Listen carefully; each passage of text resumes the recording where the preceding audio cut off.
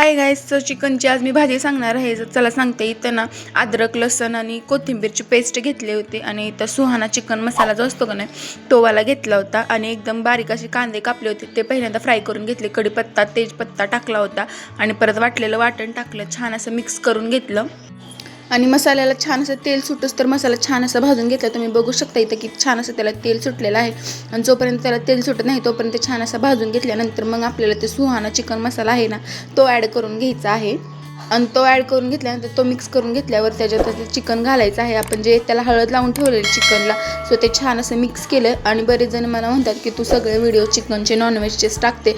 So आमच्या घरी आत्ता तरी लग्न आहे, सो त्यामुळे गडांगणं वगैरे सगळ्या गोष्टी आहेत, केळवण वगैरे, त्यामुळे मी जास्त करून नॉनव्हेजचे व्हिडिओ बनवते आहे.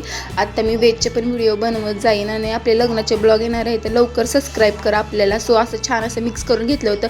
मग परत त्यात पाणी टाकलं तुमच्या क्वांटिटीनुसार, म्हणजे घरी जेवढं माणसं होते तेवढ्यानुसार. आणि त्यात लाल तिखट टाकलं होतं. एकदम झणझणीत असं एकदम गावरान पद्धतीचा आपला चिकन रस्सा तयार होता आणि एवढा भारी असा कट आला होता ना. आजच्यासाठी एवढंच होतं. तुम्हीही नक्की ट्राय करा. चला बाय, भेटू परत.